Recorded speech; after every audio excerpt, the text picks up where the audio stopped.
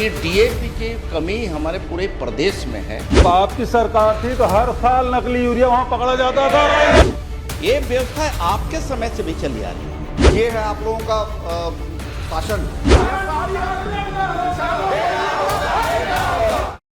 छत्तीसगढ़ विधानसभा सत्र के दौरान 25 साल बाद ऐसा कौन सा नियम टूटा जिसने लोकतंत्र की मर्यादा हिला दी? विपक्षी विधायक गर्भगृह में क्यों घुसे? डीएपी खाद की किल्लत पर शुरू हुई बहस कैसे बन गई हंगामे की वजह? और क्यों विधानसभा अध्यक्ष को आया इतना गुस्सा कि कुर्सी से उठकर जाने लगे? चलिए इन सारे सवालों के जवाब आपको देते हैं अपने इस रिपोर्ट में। छत्तीसगढ़ विधानसभा का मॉनसून सत्र इस बार भारी हंगामे की भेंट चढ़ता नजर आ रहा है। खाद्य की कमी को लेकर आज सदन में विपक्ष ने सरकार को आड़े हाथों लिया। तीखी बहस, गर्भगृह में धरना और स्पीकर की नाराजगी तक सदन का पूरा माहौल गर्मा गया। बता दें, छत्तीसगढ़ विधानसभा का मानसून सत्र चल रहा है और आज इसका चौथा दिन था, लेकिन सवालों से ज्यादा शोरगुल और हंगामा सदन की कार्यवाही पर हावी रहा। प्रश्नकाल के दौरान कांग्रेस विधायक उमेश पटेल ने राज्य में डीएपी खाद की भारी कमी का मुद्दा उठाया, जिस पर कृषि मंत्री रामविचार नेताम ने स्वीकार किया है कि डीएपी की सप्लाई में कमी जरूर है, लेकिन सरकार दूसरे खाद्य जैसे एनपीके को बढ़ावा दे रही है। पहले सुनिए क्या कुछ कहा है उमेश पटेल ने। माननीय मंत्री जी ने उत्तर में कहा है कि जो लक्ष्य निर्धारित किया गया था 3,10,000 का, उसके अपेक्षा 1,48,000 का ही भंडारण हुआ है। तो ये लगभग आधे से कम भंडारण आपके यहाँ हुआ है जून माह तक। तो इसमें आप आपूर्ति करने का आपका क्या प्लान है? अध्यक्ष महोदय,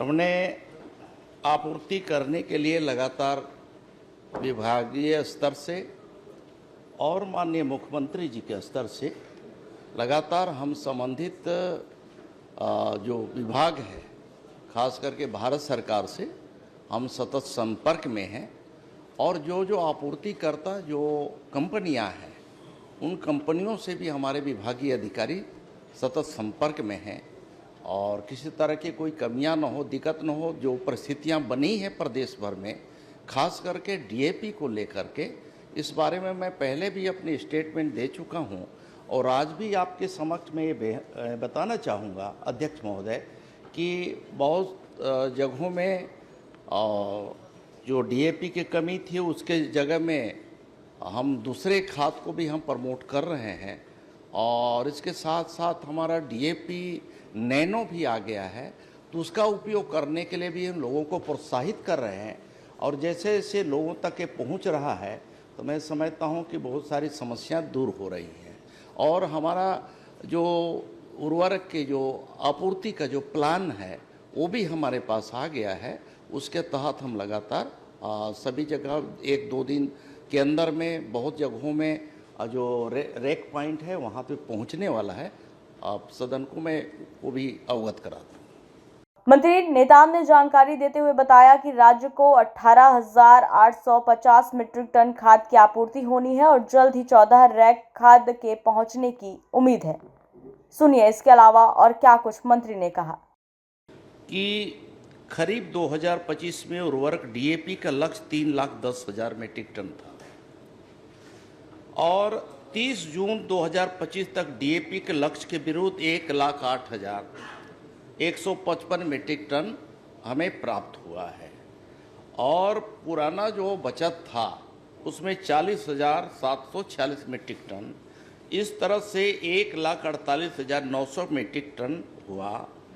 14 जुलाई 2050 की स्थिति में डीएपी 1,63,517 मीट्रिक टन का भंडारण हुआ। ये बात सही है कि डीएपी की कमी हमारे पूरे प्रदेश में है और बल्कि हमारे प्रदेश ही नहीं, ये देश भर में ये स्थितियां बनी हैं और उसी को देखते हुए माननीय सदस्य को मैं अवगत कराना चाहता हूं। उसी को देखते हुए नैनो डीएपी का प्रचलन कैसे बढ़े, माननीय मंत्री जी, इसको लेकर के एक अभियान भी चलाया गया। चल रही है। मंत्री के इस बयान से विपक्ष संतुष्ट नहीं हुआ। उमेश पटेल ने खाद्य के वितरण पर सवाल उठाए और कहा कि अभी भी भंडारण का 50% लक्ष्य पूरा नहीं हुआ है। इस पर मंत्री ने दावा किया कि खाद्य की कहीं कोई कमी नहीं है और सोसाइटी को 60% तथा निजी क्षेत्र को 40% खाद्य दिया गया है। साथ ही उन्होंने यह भी कहा कि एक हफ्ते में सभी कमियों को दूर कर लिया जाएगा। खाद की कीमतों और नकली खाद को लेकर सदन में खूब बहस हुई। कांग्रेस ने आरोप लगाया कि व्यापारी अधिक कीमत पर खाद बेच रहे हैं और सरकार कार्रवाई नहीं कर रही, जिस पर नेताम ने फिर से सफाई दी और कहा शिकायतें मिल रही हैं और कार्रवाई भी हो रही है। विवाद तब और गहरा गया जब बीजेपी विधायक अजय चंद्राकर ने कांग्रेस सरकार पर नकली खाद्य को लेकर तंज कसा। इसके जवाब में पूर्व सीएम भूपेश बघेल ने कहा कि उनकी सरकार ने नकली खाद बेचने वालों पर कार्रवाई की थी, लेकिन वर्तमान सरकार इस मोर्चे पर विफल है।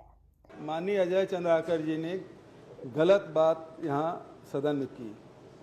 यूरिया हमारे शासनकाल में राजनांदगांव में न केवल पकड़ा गया, कार्रवाई की गई, उसके बाद नकली यूरिया बिकना बंद हो गया। वो तो जब आपकी सरकार थी तो हर साल नकली यूरिया वहाँ पकड़ा जाता था। इस नोकझोंक के बीच सदन की कार्रवाई 5 मिनट के लिए स्थगित करनी पड़ी, लेकिन हंगामा यही नहीं रुका।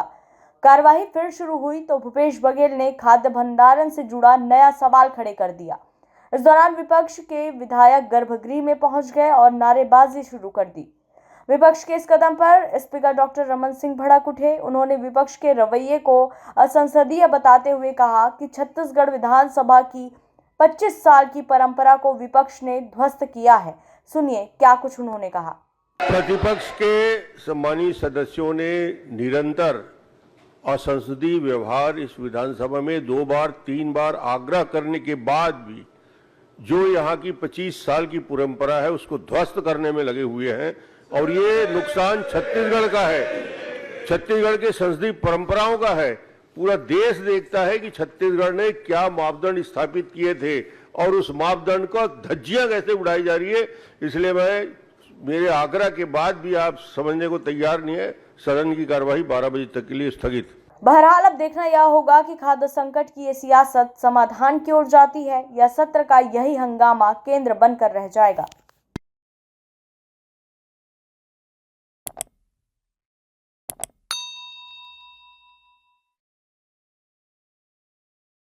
For more updates, subscribe to our YouTube channel nationupdate.in.